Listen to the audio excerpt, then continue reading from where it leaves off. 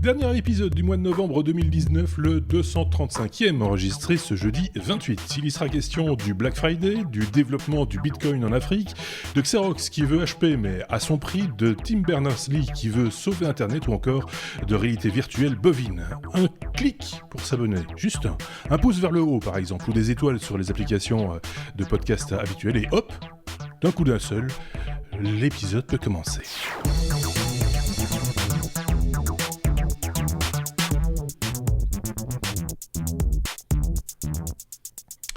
Avec cette semaine, pour ce 235e épisode, mes petits camarades que sont Benoît d'un côté et Sébastien de l'autre. On va parcourir ensemble votre actualité technologique de la semaine telle que vous l'avez vue, perçue et telle que vous avez envie d'en parler. Et on va écouter également vos opinions sur différents sujets comme on le fait chaque semaine. Alors ça a l'air d'être très sérieux comme ça, mais en fait ça l'est pas vraiment.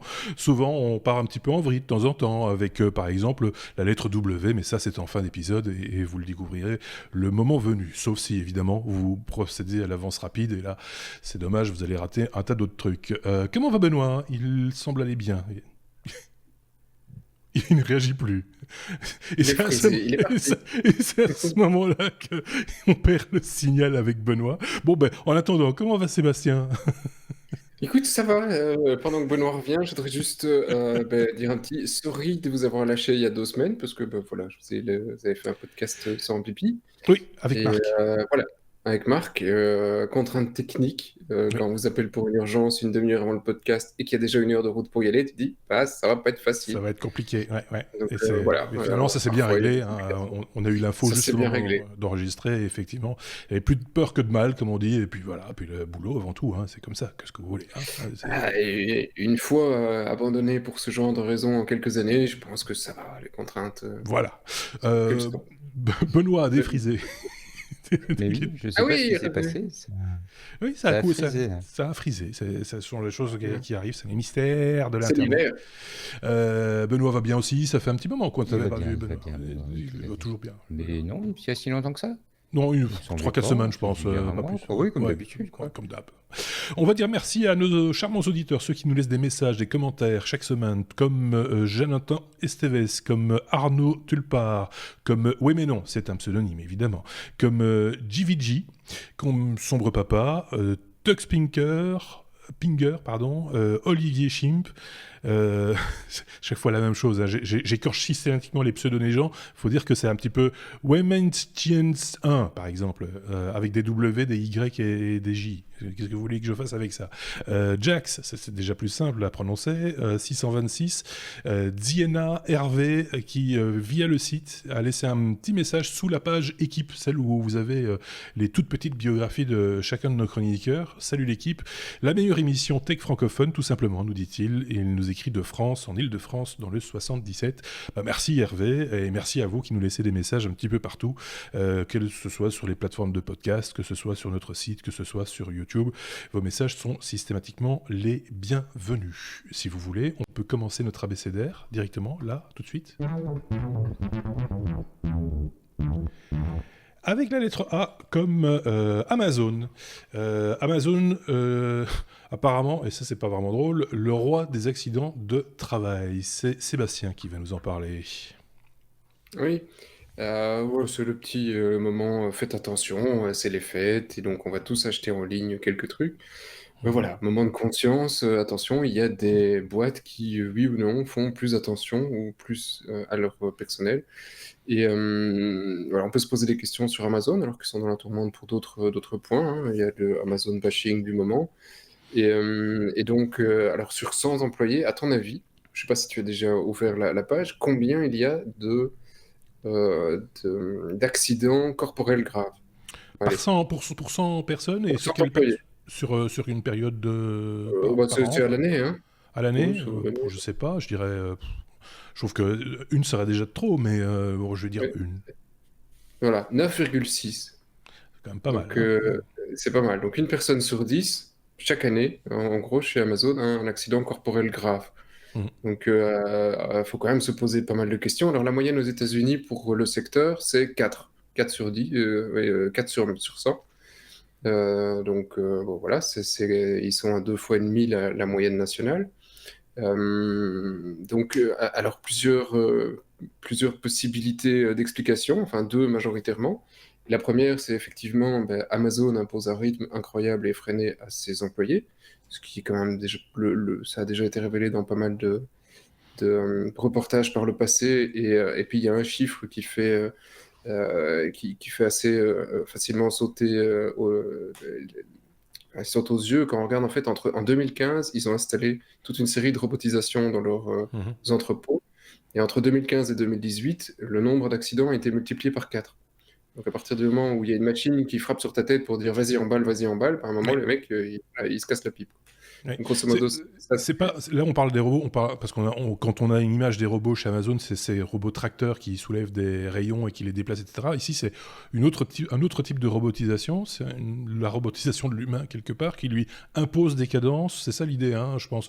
Il reçoit une liste, je pense même que c'est par écouteur, si je dis pas de bêtises, où on lui dit voilà, il faut faire ça, et c'est cette cadence-là, en fait, qui est difficilement tenable, quoi. oui, et alors après, tous les accidents sont différents, hein. Si Oui, c'était toujours la même chose qui trébuchait sur l'entrée de la porte, à un moment, il faut espérer qu'il répare le truc. oui. Mais effectivement, quand tu es sous pression H24, à un moment, tu fais une erreur, tu es un humain. Oui. C'est la définition. Et alors ça, c'est l'explication d'un point de vue employé slash syndicat. Mhm. L'explication d'un point de vue Amazon et Jeff Bezos, c'est on est tellement soucieux de nos employés que nous, on publie à chaque fois qu'il y a un accident aux autorités. Donc, effectivement, les autres, ils en ont certainement autant, mais ils ne le disent pas. Donc, voilà, là, c'est un peu, C'est on se cache la tête dans le sable. invérifiable. Oui. C'est ça l'avantage du Donc, truc. voilà, ça c'est une position plus agressive en disant, ben voilà, nous, on est les meilleurs, donc c'est pas ça. C'est marrant parce que c'est pas neuf, hein. Enfin, je veux dire, moi j'ai cette image des usines du début du siècle passé, où il y avait le panneau à l'entrée avec le nombre d'accidents avec des petites plaquettes, et on était très fiers de rester Ouais. à zéro le plus longtemps possible. Et puis de temps en temps, il y avait un accident, on mettait le 1. Comme quoi c'était quelque chose qui était. Voilà, c'est un enjeu, quoi. C'était pas uniquement le chiffre d'affaires, c'était aussi de faire le moins de victimes possible en faisant le boulot. On va revenir à ça, j'ai l'impression, de plus en plus, un panneau à l'entrée du dépôt en disant cette semaine, nous n'avons pas eu d'accident. C'est aussi pour dire aux gens faites attention à ce que vous faites, hein, soyons clairs, c'est un peu l'idée aussi, mais voilà, je sais pas ce qu'en pense Benoît, tout le mal tout le mal qu'en pense Benoît, j'ai presque envie de dire. Non, mais je suis comme vous, hein. Ce sont des chiffres qui sont inquiétants. Et puis, c'est vrai que, en plus, ça touche des populations qui souvent ont du mal qui n'ont pas beaucoup de choix, en fait, dans les types de métiers auxquels ils ont accès, hein. Parce Mhm. qu'il y a, à côté de ça, chez Amazon, il y a il y a une batterie d'informaticiens, Bien etc. sûr. Je pense que c'est pas eux qui ont les Non. problèmes qu'on évoque ici. C'est plutôt les personnes qui sont au salaire minimum, qui, quelque part, sont un petit peu remplaçables facilement, et donc Mhm. qui, du coup, ont cette pression vraiment très forte, hein. C'est malheureux, mais Le c'est personnel moins cruel, en qualifié fait. ou non qualifié, comme on l'appelle maintenant, hein. C'est un petit peu ça aussi, voilà. Bon, La main-d'œuvre qu'espère remplacer par des robots à court terme, de toute façon, tout oui, logisticien qui se respecte, hein, si on peut dire, hein. oui. Donc, Et c'est pour grosso un bien, modo, pour voilà, un... il y a Enfin, zéro. ouais. Oui, si tu prends le point de vue pas d'accident, c'est pour un bien. Si tu prends le point de Oui, vue humain, ça veut dire plus de ouais. boulot. Oui, Donc, si on prend le point de vue voilà, du patron, c'est la rentabilité avant tout. Si on prend la vie voilà. des syndicats, on va peut-être bosser moins vite et faire moins de dégâts. Voilà, enfin voilà, chacun a sa raison et chacun a Ouais. son combat, quoi. Mais c'est bien Maintenant, ce serait intéressant. Ouais, c'est bien de garder pardon, un œil excuse-moi. sur ce genre de news. Alors après, on va nous dire, oh, c'est pas vraiment technologique, machin. Si, c'est quelque part, c'est lié aux nouvelles technologies aussi, mais pas que, hein, soyons clairs. Mais c'est aussi l'occasion de mettre ça un petit peu en évidence quand on réfléchit. Enfin, c'est pas mal d'avoir l'information. Là, pour le coup, Jeff Bezos, il a pas tout à fait tort. Sauf si, évidemment, il y a 2 fois plus d'accidents qu'il ne le dit. Oui, enfin, et c'est quand même fortement technologique. C'est lié à la consommation. Si Oui, aujourd'hui tu vas faire tes courses dans un supermarché, il n'y a pas 10 accidents de personnes dans un supermarché non. sur 100 employés par an.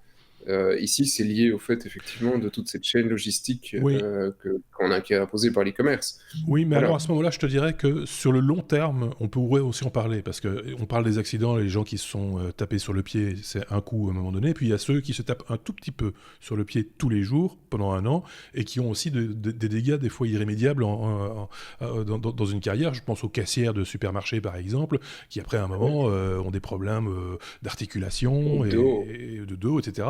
Et c'est très insidieux, parce que ça vient, c'est pas un accident du travail, c'est venu très très progressivement. Donc voilà, c'est pas mieux quoi. Je veux dire, et ça arrive aussi. Et il y en a certainement aussi sur 100, une dizaine qui sont dans le même cas. Peut-être. Oui, oui, On certainement. n'a Ouais. pas les chiffres, donc on peut pas. Mais ici, voilà, on a la possibilité d'un impact sur ce qu'on achète. Voilà, comme d'habitude, en fait. Bah oui, comme toujours. Et on va encore reparler d'achat et de vente, etc. dans cet épisode, je le sens. La lettre A comme Apple. Ça faisait un moment qu'on n'avait pas parlé d'Apple dans ce podcast, c'est marrant. Hein, et c'était l'occasion d'un départ qui était annoncé, il faut bien le dire, mais qui est effectif aujourd'hui, Benoît.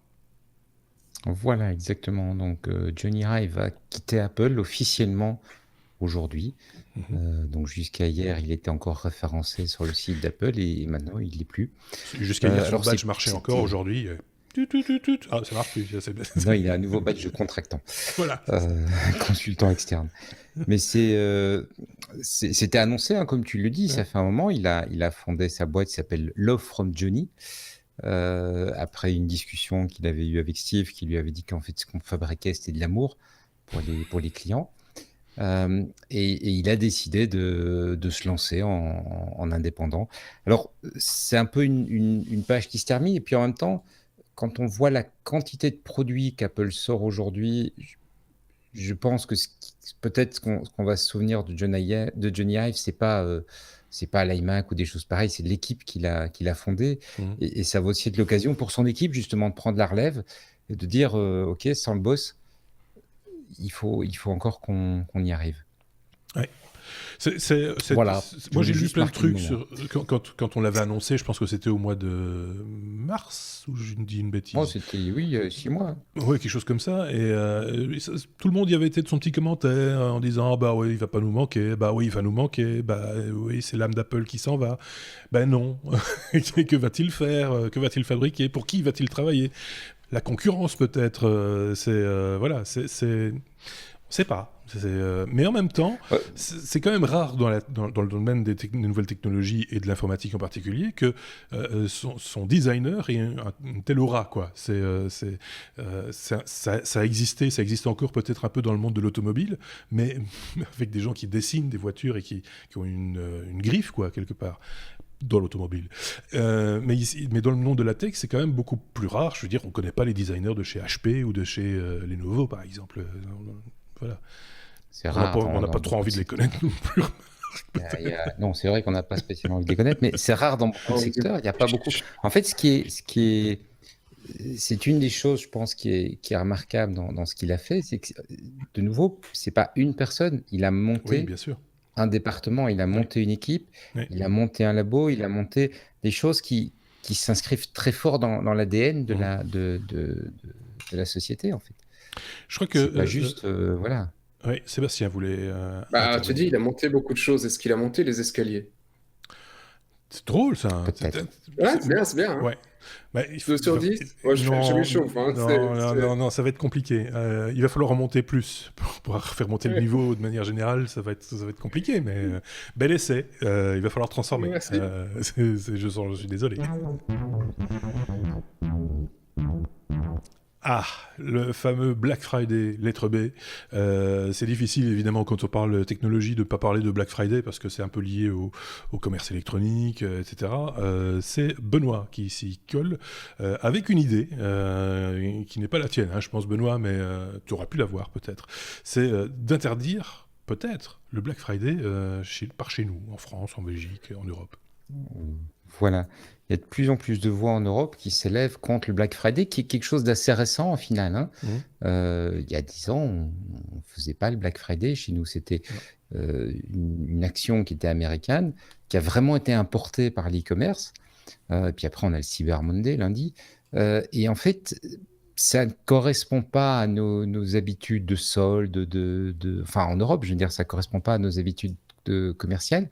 Et comme de plus en plus, il y a des questions sur la consommation, mais il y a effectivement en France une députée qui s'interroge et qui veut, il y a une loi qui est en train de passer pour régler les pratiques commerciales, et elle veut faire inscrire le Black Friday dans ce qu'on appelle les pratiques commerciales agressives, c'est-à-dire des pratiques où on incite de façon tout à fait excessive à la surconsommation.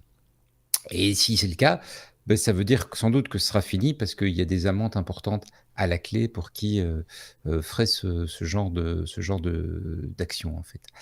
Voilà. Et donc, j'ai envie de dire pour le moment, profitons-en, parce que là, on enregistre le jeudi, donc demain, c'est Black Friday. Donc, profitons-en s'il y a des soldes, s'il y a un produit qui vous intéresse, parce que peut-être que l'an prochain ou dans 2 ans, il n'y aura plus de Black Friday en France. Tout en émettant un léger bémol par rapport au Black Friday, parce qu'effectivement, il y a des mouvements, hein, on le voit un petit peu partout, de Green Friday, hein, de vouloir en faire une journée de consommation équitable et réfléchie.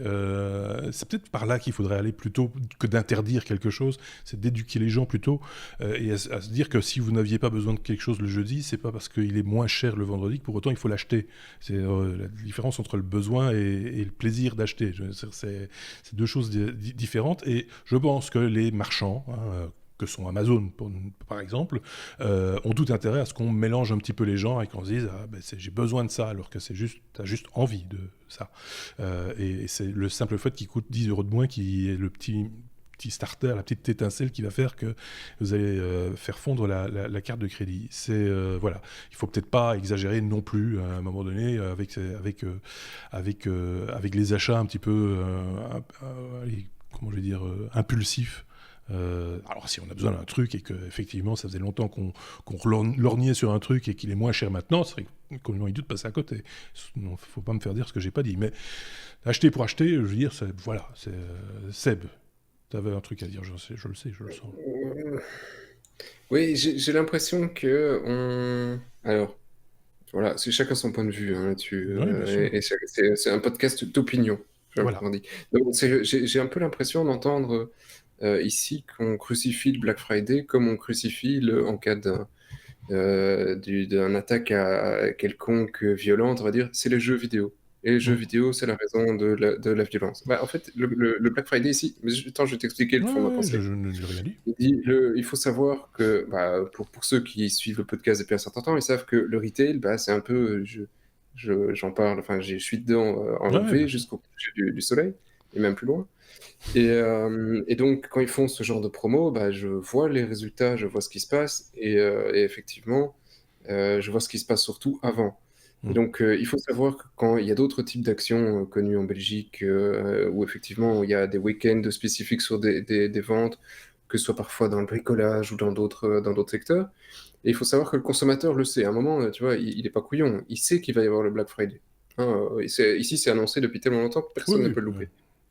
C'est ça, Black Friday maintenant dure une semaine, donc oui. Et donc, quand tu regardes les chiffres, en fait, il y a juste, pour la plupart, je ne dis pas qu'il n'y a pas d'achat impulsif, mais pour la plupart, il y a juste un transfert des ventes. En fait, ça veut dire que les semaines avant ou les jours avant la promotion, ils vendent plus rien, mais plus rien du tout. Alors que s'ils font pas cette promo, les ventes sont stables. Ici, ils se créent un gros trou avant pour pouvoir avoir un énorme pic. Alors effectivement, ils se battent tous dans les magasins, mais ces gens seraient quand même venus acheter pour la plupart le GSM, la télé qu'ils voulaient, parce qu'ils voulaient ce truc. Il y a de l'impulsif, mais c'est minoritaire par rapport au reste. C'est pour ça que je te dis, c'est comme le jeu vidéo. Il y a des couillons qui vont être influencés par ça. Et la plupart des gens qui jouent aux jeux vidéo, c'est pas des gens qui, quand ils ont joué à Doom, qui sortent et qui vont se dire je vais acheter un RPG pour tuer mon voisin. On est d'accord, mais c'est la même chose. Les gens sont plus réfléchis que ce qu'on ne pense, tu vois. Je pense effectivement, je pense que les gens sont plus intelligents qu'on ne l'imagine. Ce qu'il y a, c'est ce qui va tout autour. Je vais prendre un exemple que j'ai vécu pas plus tard qu'aujourd'hui en regardant justement un petit peu l'actualité, etc. Il y a un site d'information que je ne vais pas citer parce que ça ne sert à rien, d'information sur les nouvelles technologies, qui a décidé pendant toute la journée de nous gratifier des meilleures offres dans le domaine technologique pendant toute la journée, avec évidemment des liens partenaires. Hein. Ce serait quand même couillon de faire des liens sans rien gagner dessus. Et donc, j'ai calculé, j'ai marqué 30 tweets sur moins de 12 heures qui les ont publiés avec des objets, je ne vais pas dire inutiles, voilà, c'est pas, mais avec des offres qui n'étaient pas particulièrement plus alléchantes que lors d'une solde classique ou un week-end particulier dans une enseigne ou une autre. C'était pas extraordinaire comme proposition. Mais c'est saoulant. Et je pense qu'il y a des gens qui, après un moment, se disent soit ils sont saoulés et ils zappent, ce que j'ai fait. Et je pense que voilà, c'est encore la chose la plus maligne à faire. Et puis il y en a qui, à force de voir toujours la même offre venir, tiens, finalement cette souris, je l'achèterai quand même bien. Tu vois. Certes, ils vont en avoir l'usage. C'est pas juste pour en faire un cale-porte. Mais malgré tout, ils l'auraient peut-être pas acheté s'il n'y avait pas eu ce matraquage. Parce que à ce stade-là, c'est du matraquage, il n'y a pas d'autre mot. C'est du matraquage, je te dirais à la grosse louche, tu dois avoir entre 2 et 5% d'achats impulsifs maximum. Le reste, c'est des achats qui étaient réfléchis. Alors à ce Donc moment-là, si il tu arrives faudrait à le dire, gagner 2 5%. faudrait le dire à tous ces gens qui nous matraquent de publicité dans tous les sens que ça ne sert pas à Ouais, grand-chose. parce que gagner 2%, c'est Mais beaucoup. si, parce qu'il gagne sur son lien sponsorisé. Hein. Oui, lui, La en raison pour l'occurrence, laquelle mais je il parlais le fait, c'était pas pour ton bien-être. Hein. je parlais des publicités de manière globale, enfin celles qu'on voit C'est partout. ouais, c'est un truc qui est hyper pervers, et puis je veux pas. Sinon, on va parler de retail, c'est pas un podcast retail. Non. Je peux en parler toute la soirée, mais c'est un truc très, très pervers, ce type de promotion, parce que au final, quand tu prends des magasins de bricolage, c'est eux qui ont vraiment scié le mieux la branche sur laquelle ils étaient. Tu as tous les week-ends une offre 10, 15, 20%. Et bien, s'il n'y a pas cette offre, les gens n'y vont pas. Oui. Donc voilà, c'est le fait de créer ces promotions, si le prix plein n'a plus la bonne valeur. Ça ferait aussi Donc, dans le domaine de l'automobile. Hein. Plus personne ne paye le prix liste. Hein. Je veux dire, c'est soumis à négociation, quoi qu'il arrive. Plus personne Donc, c'est devenu une habitude de négocier le prix. Mais tu as plein de produits maintenant où en fait les prix listes sont volontairement surgonflés, hein, Oui. mais de façon importante, parce que la logique, et c'est là où il y a peut-être un côté, on nous prend un petit peu pour des cons quand même, la logique c'est de dire, de toute façon, on sait que les gens n'achèteront que si on leur fait moins 15 ou moins 20%, et donc on te tape un prix liste qui est au-dessus, Ouais. mais 20-25% au-dessus, et donc du coup, après, on te fait 20-25% de réduction plein de fois sur l'année, et du coup, enfin, moi, ça, En fait, c'est... Black Friday, sur le fond, moi, ça me choque pas, je suis un petit peu comme toi, Marc. Là, j'avais... Très concrètement, il y avait un produit que je devais remplacer parce que voilà, il arrive en fin de vie. Le Black Friday est arrivé, j'ai regardé sur la liste, j'ai vu qu'il y avait 10% par rapport au prix il y a 2 semaines. Je me suis dit, bon, autant l'acheter cette semaine-ci. Ouais. Point. Oui, mais c'est ça, ouais. c'est vrai que ce qui m'embête, c'est qu'en fait, le prix, il est annoncé à moins 60%, parce que toutes les semaines, il est à moins 50% par rapport au prix liste. Il y a quelqu'un qui disait il n'y a pas longtemps dans un reportage, j'ai vu ça par rapport justement aux offres, parce qu'il n'y a pas qu'à l'occasion du Black Friday, hein, c'est un petit peu tout le temps, et qui disait que en fait il n'y a pas de bonnes affaires, il n'y a qu'une mauvaise affaire, celle où on ne vous propose pas une remise. C'est devenu la règle, c'est inversé. En fait, le bon prix, c'est le prix à moins 10, moins 15, moins 20, parce que si vous le payez sans une remise à moins 10, moins 15, moins 20, vous êtes là, franchement, faut pas, quoi. Plutôt que de dire aux gens, il faut acheter quand c'est moins cher, il faut pas acheter quand c'est cher. C'est une démarche un petit peu différente. Mais effectivement, comme tu le disais, c'est pas le propos de ce podcast, mais en l'occurrence, là, il fallait quand même qu'on parle un petit peu du Black Friday. C'est donc quelque chose qui nous vient des États-Unis. Moi, j'aurais préféré que Thanksgiving, par exemple, parce que là, on serait en train de bouffer une dinde en faisant ce podcast. il y a le syndicat des dindes a refusé. Ah, d'accord, ok. Donc, on peut pas faire de podcast autour d'une dinde. J'y réfléchis pour la saison prochaine, peut-être faire des podcasts, enregistrer nos épisodes devant un repas. Mais voilà, après, on va en parler, mais si vous, de votre côté, vous avez des idées, n'hésitez pas à nous le faire savoir. On est preneurs.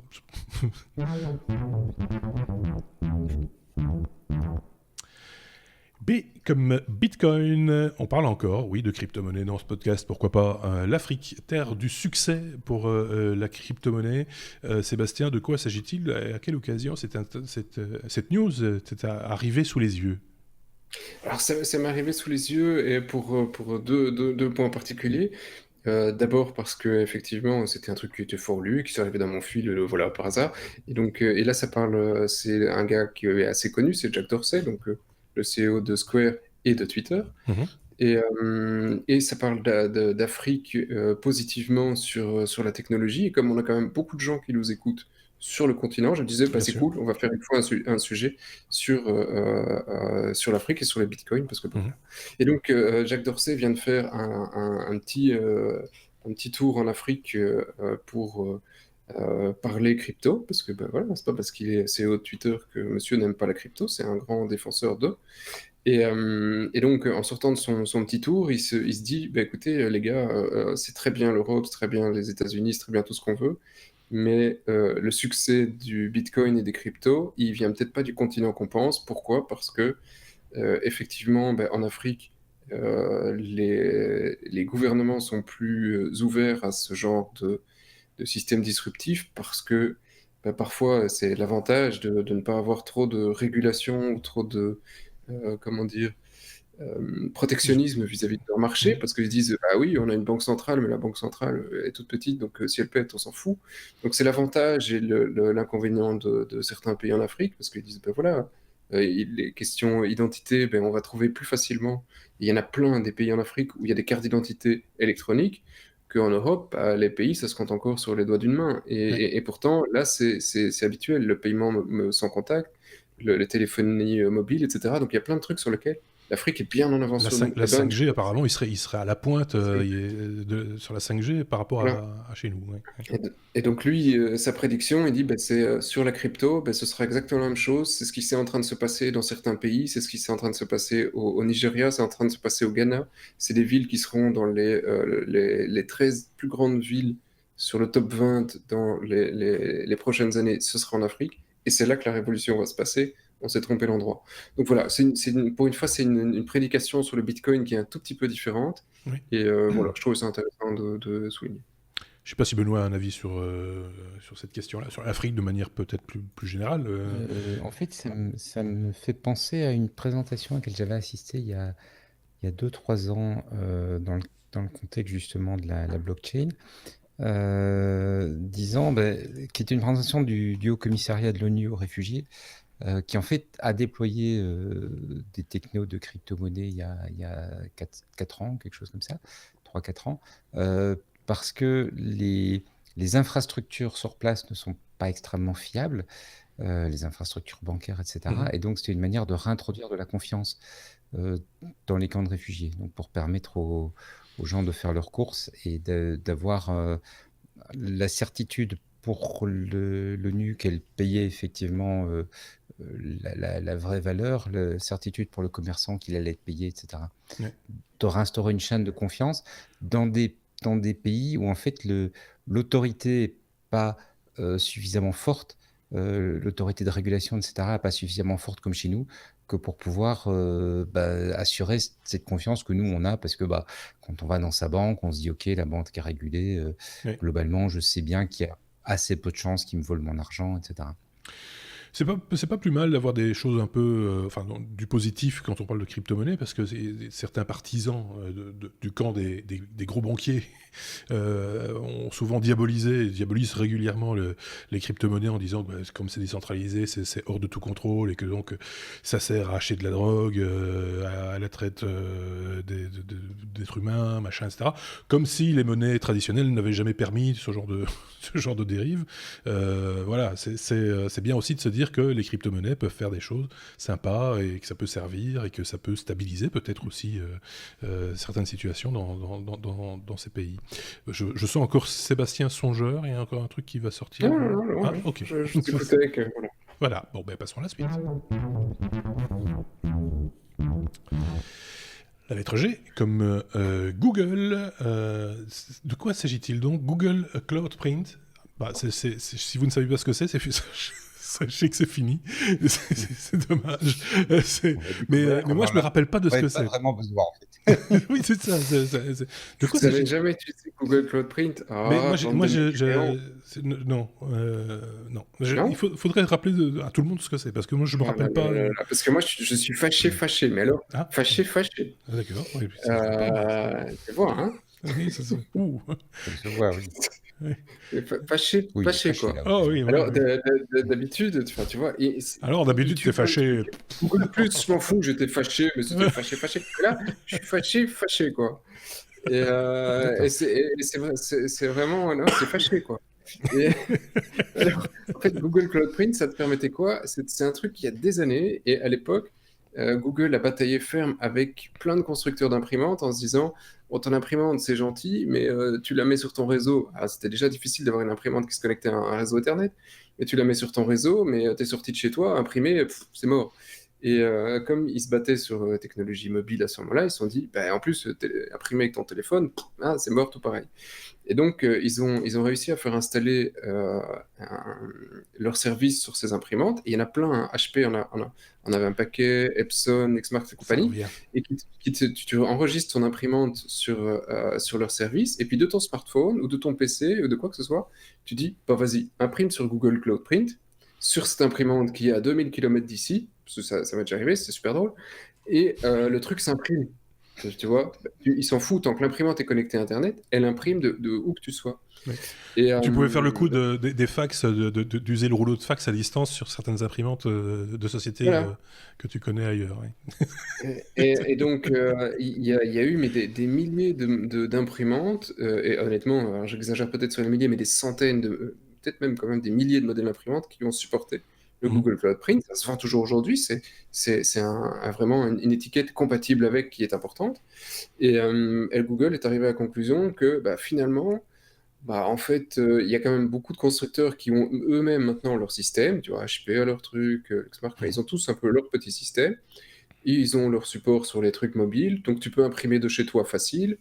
Pour certains à distance, parce qu'effectivement, il y a certains systèmes en remote où tu peux installer, imprimer à distance. Et donc, eux nous disent finalement, nous, on n'a plus d'intérêt, on arrête. Alors, le gros coup de gueule, c'est que oui, ok, vous arrêtez, mais les imprimantes qui n'avaient que Google Cloud Print, parce qu'ils en ont vendu pendant des années, bah, c'est foutu. Oui. À partir du 1er janvier 2021, on a un an pour bah, c'est fini. Voilà, tu devras reconnecter ton câble pour aller imprimer Ouais. avec ton imprimante. Et là, je Ceci trouve dit, que bah, ça manque un peu de responsabilité. oui, enfin, on connaît un peu la maison quand même. Google. Google, s'inféoder un service de chez Google, c'est quand même se tirer un petit peu une balle dans le pied, quoi. On sait tous qu'à un Ouais. moment donné, ça peut fermer. C'est pas, voilà, c'est pas, Mais- c'est pas Ben, tu coulé dans le savais béton, pas, parce quoi. que Google Cloud Print, j'ai pas la date, mais ça existe depuis, ah là là, ça existe depuis des années, quoi. Juste que j'essaie En de comprendre, à quoi 2011. ça sert d'imprimer un document sur une imprimante qui est loin de toi? À part le côté Alors, social, comme ça tu peux aller rendre visite aux gens pour non, récupérer ton impression, mais ça peut. Alors, tu vois, ça forcément. existe depuis 2011. Donc, depuis 2011, les mecs, ils vendent des imprimantes avec ça. Alors, à quoi ça sert? C'est pas forcément loin de toi, mais parfois, c'est effectivement intéressant de dire, t'es sur la route, tu veux imprimer un truc au bureau pour qu'il arrive, que tu sois tout chaud parce que c'est un gros document. Ça, c'est le truc facile. Mais même après, de l'intérêt de chez toi, tu installais les drivers de toutes les imprimantes. Parfois, sur certaines imprimantes, tu pleures. Mm. Alors qu'en fait, ici, la plupart des machines, tu prends une machine sous Linux, il y a un driver qui existe pour Google Cloud Print, et du coup, tu as toutes tes imprimantes, tu t'en fous que ce soit HP avec un driver pourri propriétaire, tu imprimes dessus, ça se passe chez toi. Oui. Et en un coup, bah, on n'a plus Google sous Linux, bah, toutes ces imprimantes, ils vont devoir soit avoir un driver propriétaire qui fonctionne, soit bah, tu sais plus l'utiliser. Et donc, ça a plein de ramifications qui sont assez chiantes. Bon, vous avez un an pour vous retourner, un Mhm. peu plus d'un an pour vous retourner, puisque ce sera fermé le 31 Bah, il y a décembre des imprimantes 2020. qui vont dégager. Oui, mais vous avez un an, donc il y aura encore des Ouais, Black Friday d'ici là. Donc 31 décembre 2020, euh, ouais. c'est la date qu'il faut retenir. C'est pas demain, quoi. Je veux dire, c'est pour ça que je le précise. C'est triste pour ceux qui en avaient l'usage, effectivement. Je suis un peu comme Benoît, hein. Je suis un peu dubitatif sur l'intérêt de la chose, mais en même temps, c'est vrai que quand on a besoin d'imprimer un truc, on a peur d'oublier ou pourquoi pas. Hein, mais j'imprime rien, moi. Déjà, même quand je suis à côté d'une imprimante, j'imprime pas. Donc, il faut avoir l'usage d'une imprimante aussi. Je pense qu'on imprime de moins en moins, d'ailleurs, si je dis pas de bêtises. Sauf dans certains cas où on a besoin d'un support papier. Mais avant, on imprimait tout. Hein. Moi, je me rappelle qu'il y avait des gens qui imprimaient les pages web pour pouvoir les lire. Parce qu'ils n'arrivaient pas à lire sur un écran. C'était il y a longtemps, Oui, mais alors les contrats, ça se signe plus ouais, facilement sur papier, même si ça ouais. peut se faire numériquement. Ou des enfants, quand tu leur demandes de colorier, c'est plus facile sur un papier que sur ton écran. Oui, c'est plus, Euh, enfin, ceci Tu vois, dit, des trucs oui, comme ça, tu vois, il ouais. y a plein de trucs. Je Il y a tousse. encore besoin de papier beaucoup plus que ce que tu ne penses. Oui, c'est vrai, Donc, je dis pas le contraire, mais voilà. Mais en même temps, je pense que Benoît, il a plus imprimé depuis un bout de temps aussi. Oh non, ça tu te trompes. Ah, J'imprime d'accord. régulièrement, souvent. Et Oh non, je ne veux pas, je ne suis pas de ces gens-là. Moi, j'imprime. non, mais c'est assez étonnant. Mais là, autant le Google Cloud Print, bon, Oui, enfin, je trouve les imprimantes, enfin bref, les imprimantes marchent bien, mais peu importe. Mais non, par contre, ça, je vois bien l'utilité d'imprimer. Ça, j'ai pas de. d'accord. D'abord, à la maison, tu as les enfants. Et puis au bureau, souvent, tu vois, quand on révise un document ou quoi, c'est quand même, je trouve, plus facile. Enfin, mais après, c'est peut-être l'âge de le faire sur une feuille de papier, Oui, de non, mais prendre j'ai les pas de. commentaires des uns des autres, que de le faire en direct sur un écran avec le projo. Ça reste Mais bon, l'outil collaboratif le plus efficace et le moins cher. Hein. C'est passer une liste où chacun doit rajouter ce qu'il veut rajouter. Voilà, ça reste encore un bon moyen. On va et peut-être puis, passer. Oui, ouais, quand tu laisses tomber ta feuille de papier, t'as pas besoin de réparer l'écran, tu vois. Donc c'est bien quand tu vas faire tes courses ou des trucs comme ça. Il y a c'est des pas trucs, il y a faux. plein d'endroits où c'est pratique le papier. C'est pas faux. puis Benoît. après, tu as les avions en papier. Oui, Tu as bien les sûr. avions Ah, en c'est top papier, aussi c'est ça. quand même vachement bien. Voilà, ils sont partis Et là-dessus. une cocotte. Et puis Et il envoie puis, du courrier, c'est bien. oui, c'est ça. Quand tu mets dans une enveloppe, c'est bien le papier, j'entends Du ça. quoi? Ouais, Une le quoi? papier dans Une l'enveloppe. enveloppe. Non, Et ça, à il sait peindre. plus. Bon, Il envoie ses papiers, il les envoie par fax, lui, maintenant. Bon, allez, on passe à la Au suite. niveau supérieur. On va revenir au fax, vous allez voir, parce que quelque part, l'idée du cloud print, c'est un peu ça. Oui, c'est ça, ouais, c'est ça. C'est envoyer un fax, mais par À l'ordinateur, ton quoi. imprimante. Hein. Ben oui, mais à une imprimante, mais ça revient au même. Je pense même qu'il y a eu un service comme ça à une époque où il était possible d'envoyer un mail et Oui, alors, ça arrivait en c'est fax. ça. Alors ça, c'est HP qui faisait ça, Ouais, et lui, il enregistrait, c'était une email par imprimante, et comme c'était assez facilement, comment dire, devinable, tu pouvais retrouver cette adresse, parce que c'était pas ouais. hyper, Oui, c'est hyper drôle. compliqué, eh ben, tu pouvais envoyer, parce qu'il n'y a aucune sécurité, tu envoyé un Non. mail avec une photo de n'importe quoi, je vous laisse imaginer, ça Ouais, s'imprimait sur l'imprimante, il n'y avait rien, voilà. ouais, Donc, ouais, ça, c'est pas resté très longtemps, c'était un peu voilà. trop facile. C'est comme quoi, il y a eu C'était, d'autres mais c'était Même fait, tentatives. tu vois. bien avant ça, et j'ai encore pas rendu compte, mais à l'époque, il y avait un service avant qu'Internet soit populaire comme maintenant, il y avait des services en ligne. Il y en avait un qui s'appelait CompuServe et qui avait toute une série. Un de leurs points forts, c'était d'avoir de la connexion vers à peu près tout ce qui existait comme moyen de Ouais. communication. Et tu pouvais leur envoyer un mail et ils t'offraient comme service de le transformer en fax si ton Oui. correspondant était un petit peu vieillot, tu vois, et qui voulait absolument un fax. Et je me demande s'il n'avait pas aussi la possibilité d'imprimer une lettre et de la poster pour Oui, toi. oui. C'est un service qui C'est, était un petit peu lié au service de télégraphie en Belgique. Et donc, tu envoyais un fax à la poste et il le pliait en quatre, le mettait dans une enveloppe et le déposait dans la boîte aux lettres de la personne à qui tu devais l'envoyer. Ceci dit, pas complètement idiot, hein, voilà. voilà. Voilà. Enfin bref. C'était la séquence vieux con. Les mauvaises langues diront bah ouais, comme tout l'abécédaire. Tu vas parler d'HP. On parlait d'HP justement à l'instant. Xerox serait prêt à lancer maintenant une OPA sur HP. Il faut rappeler un petit peu la genèse de cette histoire. C'est vrai qu'il y a eu une offre d'achat qui a été refusée de la part de HP, lancée par Xerox il n'y a pas tellement longtemps, je pense qu'il y a quelques semaines. Exactement. Oui, ben voilà, donc effectivement, Xerox a voulu racheter HP. Ils ont fait une offre amicale, comme on dit, c'est-à-dire qu'ils ont contacté le conseil d'administration. Ils ont dit voilà, on a une chouette idée, on voudrait bien vous racheter. Voilà ce qu'on propose. 33,5 milliards de dollars pour l'entreprise complète, donc un montant plus élevé que la valeur des actions actuelles.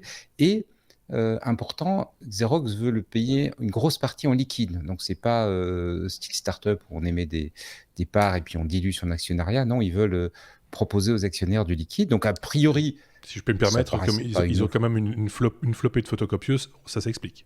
Enfin, je peux pas. Oui, peut-être. Enfin bref.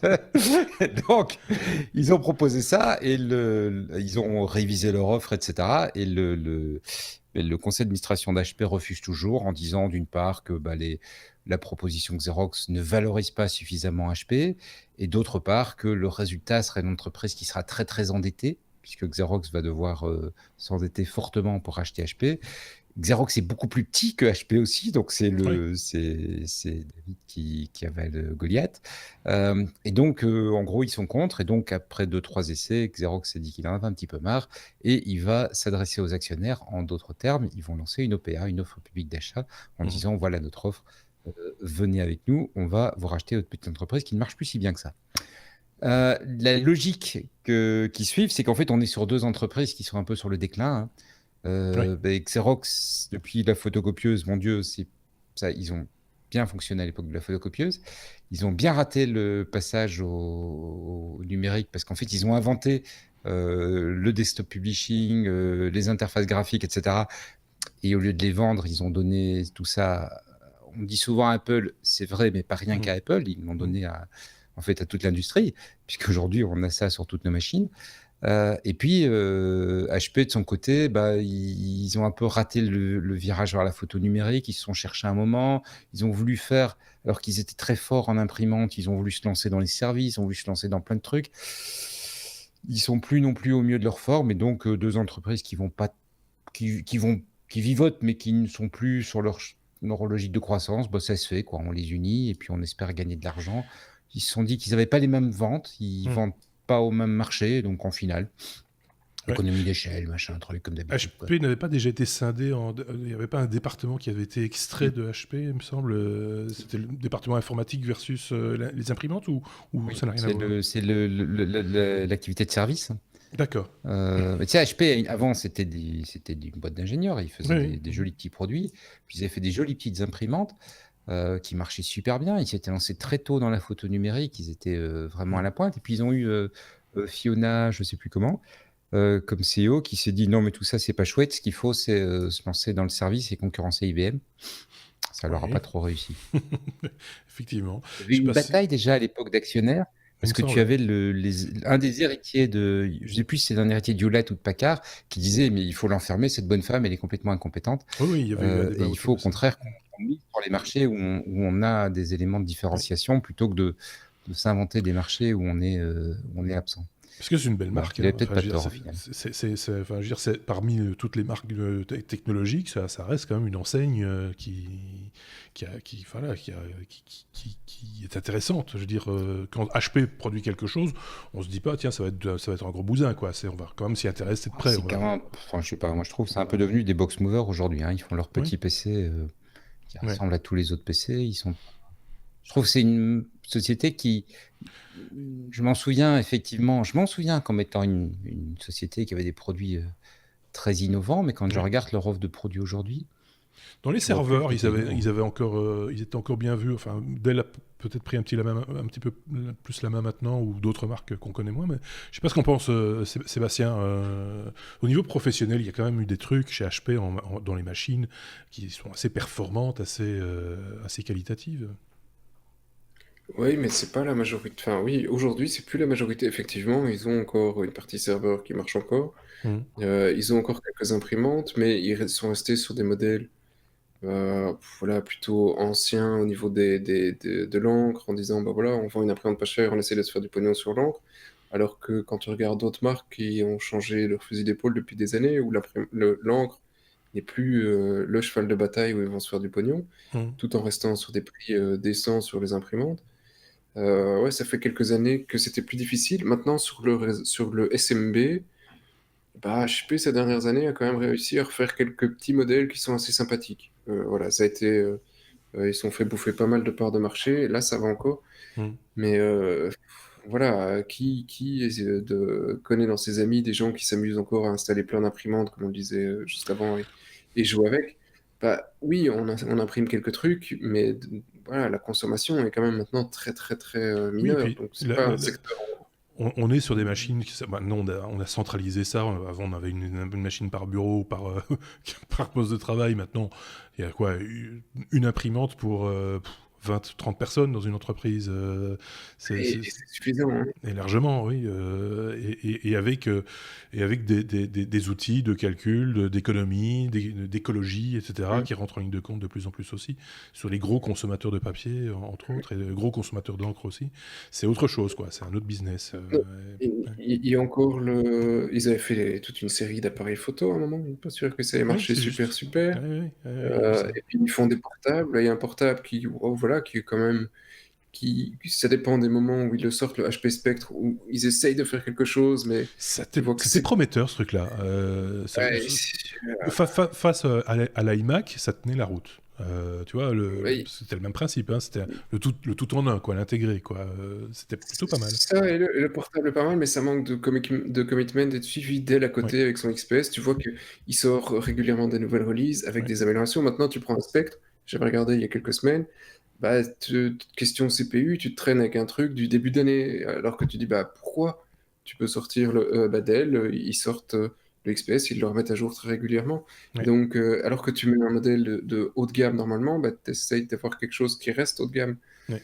Euh, Ouais, la force de donc, Dell oui. aussi, par rapport à si on compare un peu ce qui est comparable, hein, en termes de machines, leur grande force aussi, c'est la machine à la carte, quoi, hein, où tu composes toi-même sur base d'une architecture, tu peux l'upgrader ou downgrader un petit peu comme tu le sens, ce qui est quand même moins le cas chez HP. En général, c'est des produits un peu finis, un peu fermés, un peu cloisonnés, il n'y a pas beaucoup d'options, quoi.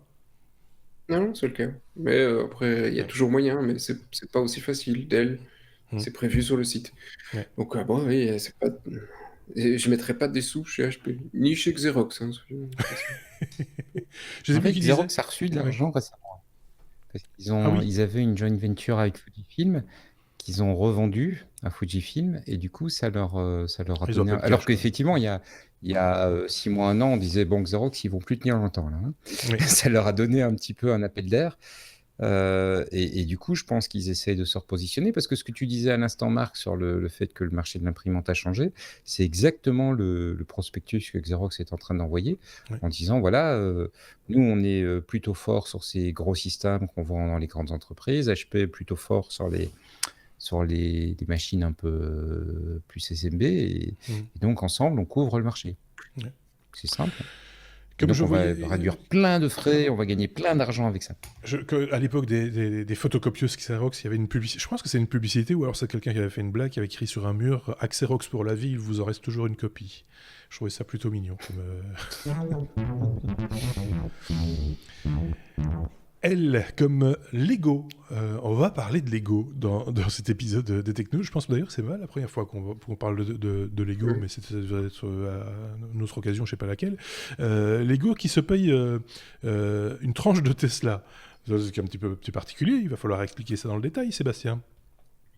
Ouais, alors c'est une news assez courte, mais quand une marque aussi emblématique que Lego se permet de troller sur Twitter un lancement d'une Tesla, enfin, alors, il s'est fait troller dans tous les sens, hein, avec sa brique roulante, même si, on regarde aérodynamiquement, ça a l'air de tenir la route, mais Très largement, oui.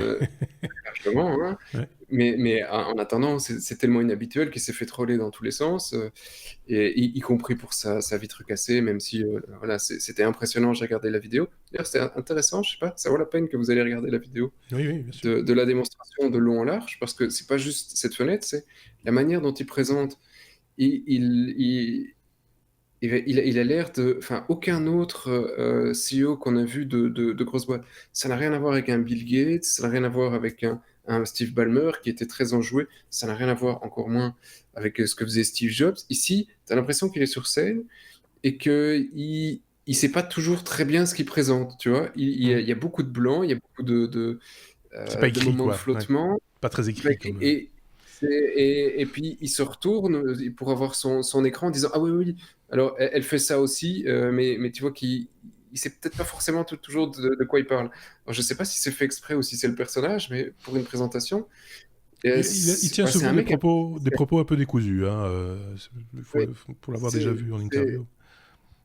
Oui, c'est ça, mais c'est bizarre pour une présentation et en même temps, ça marche bien, hein, mais Ouais. je trouvais ça vraiment très étrange et donc voilà, et sa brique volante, Lego, s'est fendu d'une petite brique, avec un semblant de phare devant en disant, bah, qu'effectivement l'évolution du camion était là et qu'effectivement elle n'aurait pas de vitres cassées. Hem c'est super drôle, c'est très mignon, c'est très gentil. Ouais, bah ouais. Et c'est pas attendu, forcément d'une marque, de jouets pour enfants. Mais voilà.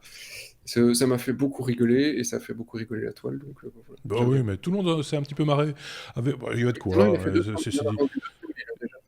J'ai pas Donc compris. J'ai pas ce non, que. non, il en a vendu 200 000, le mec. Bon, ça fait Oui, mais c'est rigoler, ça. mais il a vendu, hein. Je pense que ça s'adresse à une clientèle très particulière. J'en avais parlé un petit peu dans le off. Vous savez, ce podcast que je commets le week-end qui suit la diffusion du podcast principal, dans lequel je parle un petit peu de ce dont on n'a pas parlé dans un épisode, parce que voilà, il y a des choses qui se passent aussi pendant qu'on enregistre.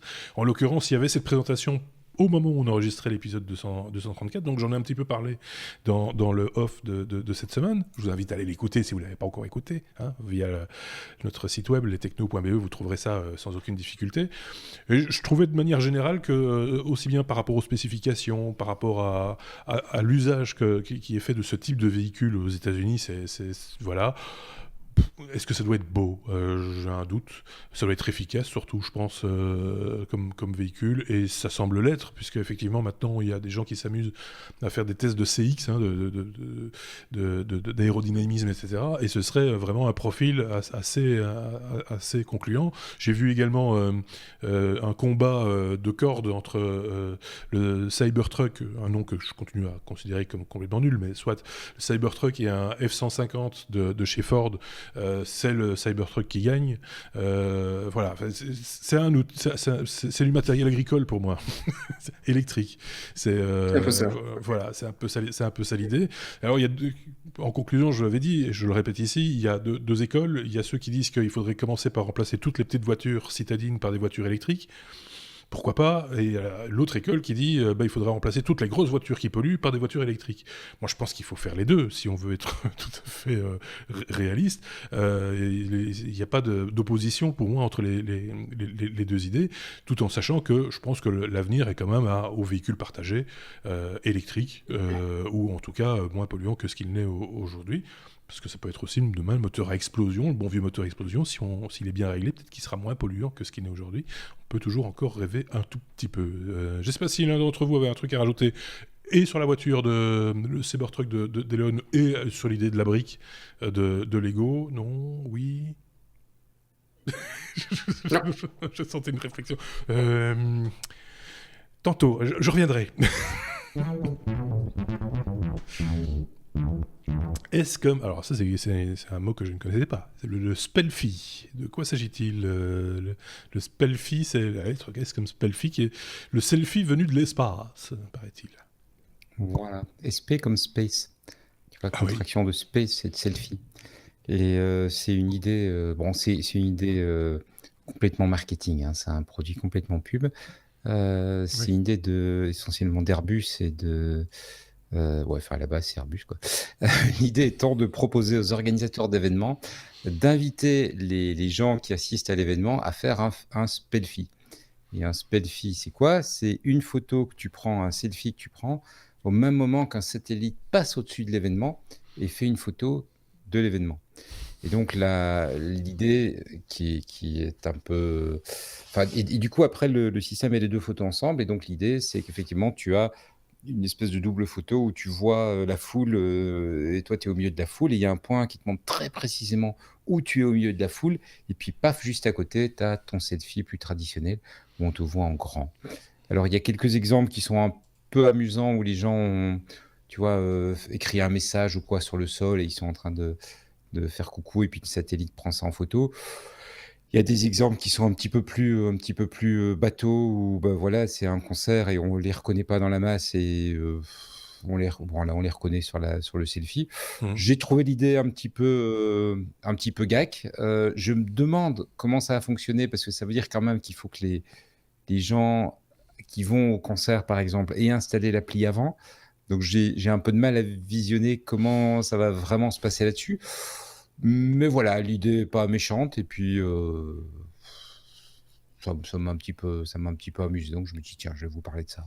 Bah, Mais c'est voilà, j'ai une- déjà fait le tour, hein. Voilà, oui, oui, on a vite fait le tour de cette idée-là, mais si ça fonctionne bien, pourquoi pas? Ça peut être rigolo. Moi, je vois bien Sébastien se prendre en photo dans son jardin, tu vois, juste pour la blague. Ah non, Tu parce vois, qu'il faut organiser un événement, hein. Parce que Ah, le satellite passe au-dessus de toi, il faut un peu coordonner le truc. d'accord, il faut Donc pas, ils le font pas pour des particuliers. D'accord. Bon, on peut Voilà, en tout imaginer cas un pas événement chez aujourd'hui. Sébastien, hein, c'est pas. Voilà, Oh, il faut organiser un événement chez Sébastien. mais parce que je me rappelle qu'il y a quelques années, 3-4 ans je pense, il y a une société, une start-up belge qui avait proposé un truc un petit peu similaire, sauf qu'il n'y avait pas de satellite. Et c'était l'idée de se faire prendre en photo dans une foule. Alors ils ont fait ça, ils ont fait une démonstration de ça, il me semble, sur la grande place de Bruxelles, où je ne sais pas quel était le procédé exactement, mais ils étaient très très loin effectivement de la personne qui était photographiée. Et donc tu avais une espèce de photo en très haute définition où tu devais zoomer dedans. Au maximum, et au milieu, bah, tu avais toi qui avait été photographié. Alors je sais pas très bien comment ils avaient procédé. Ça a eu son petit succès sur des événements, effectivement, sur de l'événementiel, et puis une fois qu'on a passé, que la blague est passée, finalement, on s'en souvient plus et ça passe un petit peu à la trappe. Sébastien voulait dire un truc, je crois. Non. Non? Non, je trouve ça sympa, mais après, il a répondu directement à ma question, Benoît. Ah ben voilà. Parce que, voilà, il disait après, question sécurité, si tu peux t'amuser à faire des photos de partout. Mais non, apparemment, là, non. Donc, Oui, c'est ça. Ce serait quand même un petit peu dangereux. Tiens, est-ce qu'il y a une Pas tout de porte à suite. l'arrière de jardin? C'est... c'est- est-ce qu'il est là? La lumière Oui. est allumée? Non. Oui, c'est Voilà, ça. il n'est pas là. Oui, c'est ça. Ou surveiller son épouse ou des choses comme ça. Ah, par voilà, exemple. sinon, ce serait génial. C'est ça, quoi. Et suivre son épouse en même temps. Tu vois. Ouais, hein. Ouh Mais là ça, ton là. téléphone Je le fais fait un déjà, événement. hein. Oui, ça, le téléphone le fait, mais le satellite. Là, on Ah est oui. dans la science. C'est de la science-fiction aujourd'hui, mais si ça se trouve, dans un an, c'est fait. Une start-up va nous proposer ça. Et c'est Pardon? qui ce satellite?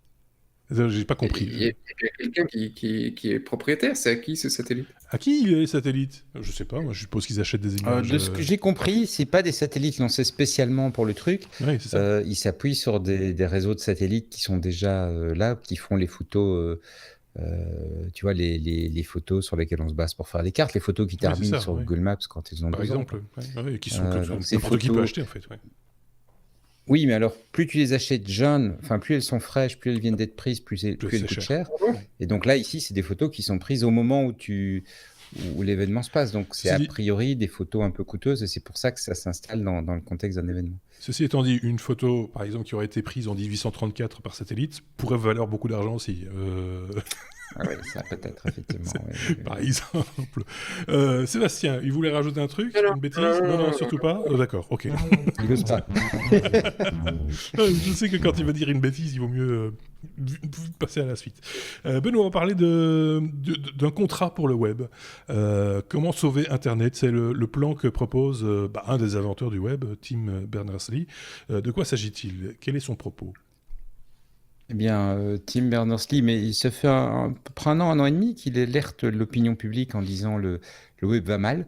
On a ces entreprises qui sont installées dessus et qui, quelque part, sont en train de s'emparer de nos données, de les exploiter d'une façon pas raisonnable, de nous amener à des comportements qui ne sont pas toujours sains et positifs. Tu as les gouvernements, hein, on l'a encore vu la semaine passée avec ce qui s'est passé en Irak où brusquement on coupe l'accès à Internet. Donc il y a toute une série de choses qu'ils ne trouvent pas saines et ça fait un an et demi, je pense, 2 ans peut-être qu'il répète ça à coup d'interview. Il essaie de faire quelque chose parce que ça ne sert à rien de le répéter à coup d'interview. Il a lancé il y a un an une initiative pour élaborer ce qu'il a appelé le contrat pour le web, qui est un contrat avec 9 principes. 3 principes qui s'adressent au gouvernement. Donc, par exemple, faire en sorte que tout le monde puisse se connecter à Internet, faire en sorte qu'Internet reste disponible tout le temps, donc pas de censure, et respecter les droits fondamentaux à la vie privée et à la protection des données personnelles. Donc ça, c'est et mettre en place les législations qui le permettent. Donc ça, c'est ce qui va concerner les gouvernements. Il y en a 3 autres pour les entreprises, il y en a 3 autres pour les citoyens, donc nous tous. Et l'idée, c'est de dire, on signe tous ce contrat, on s'engage sur la même chose et ça donne une base sur laquelle on pourra un peu nettoyer le web des problèmes qu'il rencontre aujourd'hui. Et à peu près, pour le moment, à peu près toutes les grandes boîtes de du web, sauf Amazon, ont signé. Donc, il espère, tu vois, démarrer un mouvement. Et son propos est de dire, quand on regarde il y a 10 ans, les problèmes environnementaux étaient prévisibles, tout le monde s'en foutait. Il y a des gens qui ont commencé à réfléchir, qui ont commencé à travailler, et aujourd'hui, parce qu'ils ont travaillé justement à rendre les choses visibles, tout le monde s'en fout plus, et il y a des gestes il y a des actions concrètes qui font qu'on va peut-être arriver à gérer ce problème-là. Mais c'est la même chose pour le web. Ça fait quelques années qu'on est un petit groupe d'activistes à dire il y a un problème, tout le monde s'en fout. Il est temps de passer à l'action. Voilà. C'est on ça peut les l'idée. signer si on veut. Oui, C'est ça l'idée. ouais, c'est ça. Si en tout cas vous vous retrouvez dans les 9 principes pour un web meilleur, je ne sais pas si Sébastien serait signataire, par exemple, de ce contrat. Oui, alors après, je dois voir quels sont les 9 points, hein, parce que je signe pas tout et n'importe quoi, mais a Non. priori, le mec est plein de bon sens, donc ça doit pas être débile ce qu'il a écrit, donc probablement que oui. Peut-être un tout petit peu utopique. Peut-être probablement, mais alors, je sais pas si vous avez le loisir de regarder la série Silicon Valley. Je sais pas si vous avez déjà regardé. Oui. Et alors, la news tombe vraiment pile poil avec, alors gros spoiler, hein, mais avec le dernier épisode qui avait été diffusé. Et alors, le contrat qui était proposé là, c'était TETx. Donc, pendant tout le sujet, je ne pouvais penser qu'à ça, c'est l'éthique dans le. Oui. Alors, c'est tout un épisode là-dessus. C'est rocambolesque et au final, n'écoutez pas ou zappez de 30 secondes si vous regardez la série. Merci pour moi. Je peux pas me Mais bouge les oreilles. Ouais, mais j'ai déjà des trucs dedans. C'est vrai. Et en fait, donc ici, les 9 points, c'est des trucs qui viennent de motos de société. Donc c'est le slogan de Starbucks, d'IBM, de machin. Et c'est juste ça que le gars a recopié dans un grand manifeste. Ok. Alors voilà, du coup, je suis très curieux de voir ce qui est effectivement dans les 9 points, si ça se retrouve quelque part. Il y a un site, hein, on vous mettra le lien, c'est contractfortheweb.org, avec effectivement les 9 points, avec voilà, là où on peut signer, etc. Et c'est fait dans plein de langues, 3. Oui. Anglais, français et espagnol. C'est déjà pas mal, mais ce serait bien de le faire un peu en chinois. Enfin bref.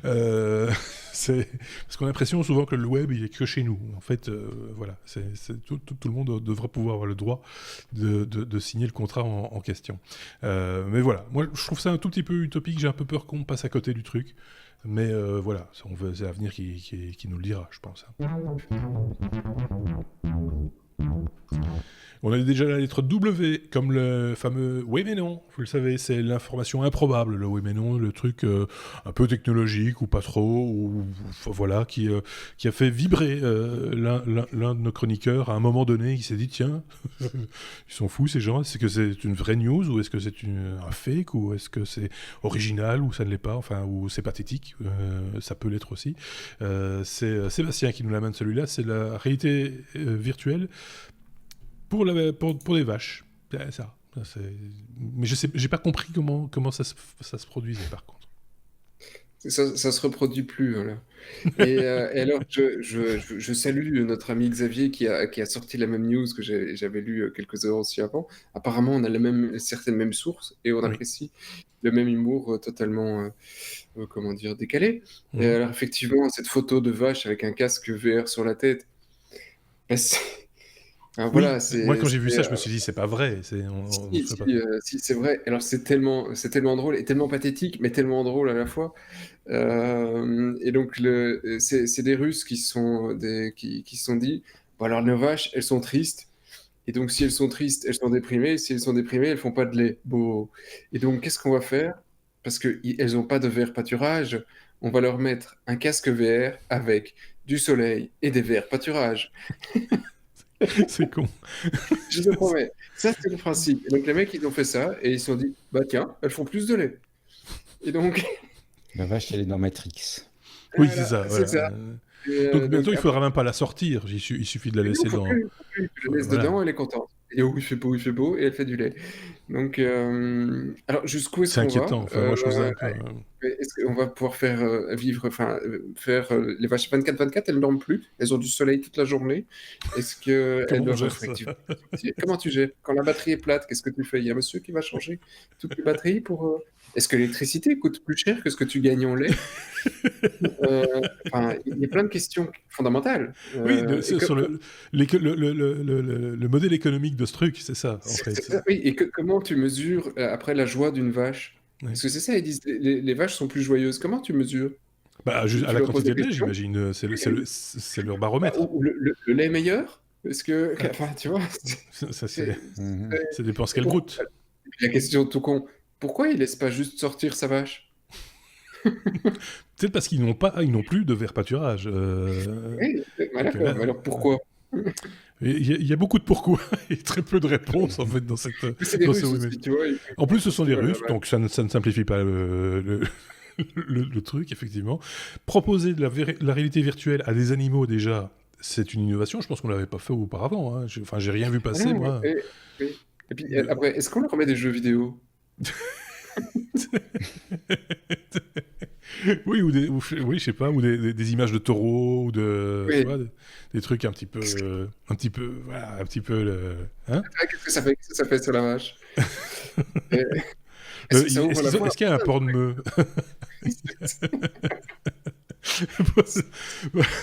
Bon, voilà, c'était le oui mais non de cette semaine, on va dire ça comme ça, proposé par Sébastien. Peut-être une petite pensée de la part de Benoît sur ce genre de manipulation.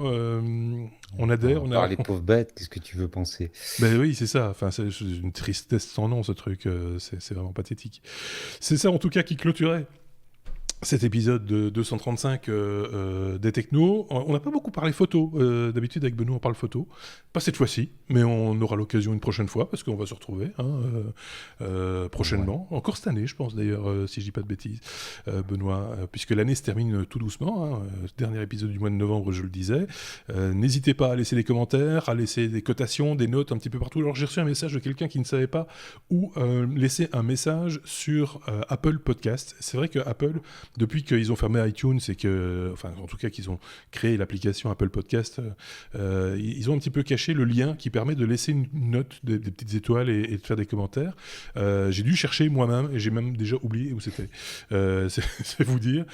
Quoi qu'il, je l'ai laissé en commentaire sous la vidéo de la semaine dernière, là où notre auditeur a laissé la question, parce que je pense que autant on a des gens qui nous regardent sur YouTube et qui veulent laisser des commentaires sur les plateformes de podcast, autant on a des gens qui nous écoutent sur les plateformes de podcast et viennent laisser des commentaires sur YouTube.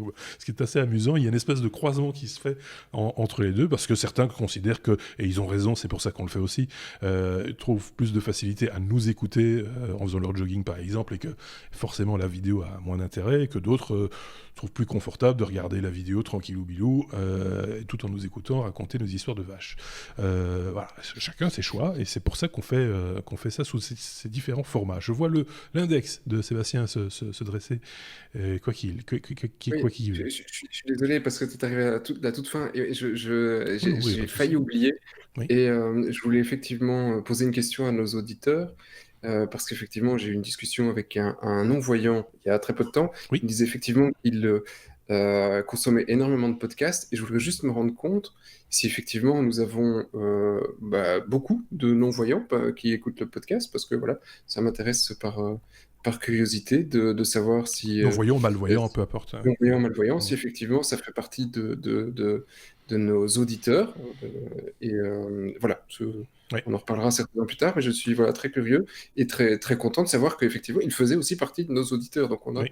Voilà. Parce que pour aller au bout de l'idée, avec Aurélien, vous avez rencontré des gens, en tout cas virtuellement, via Skype, et il serait question, dans un avenir plus ou moins proche, on ne sait pas encore très bien quand, de faire une série de hors-série consacrée aux outils numériques d'interface homme-machine pour les gens qui ont des problèmes.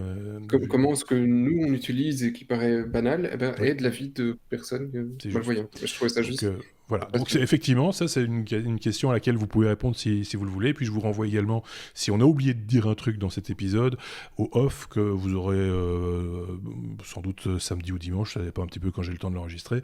Et là, je vous renvoie à notre site lestechno.be pour avoir toutes les références, les liens utiles, etc. Comme pour tout le reste, pour vous abonner à gauche, à droite, etc., etc. Merci beaucoup, Benoît, d'avoir participé une fois de plus à cet épisode. Et on va se dire à très bientôt. Merci également à Sébastien. Et on va se dire exactement la même chose. À très bientôt. Très bientôt à tous. Salut.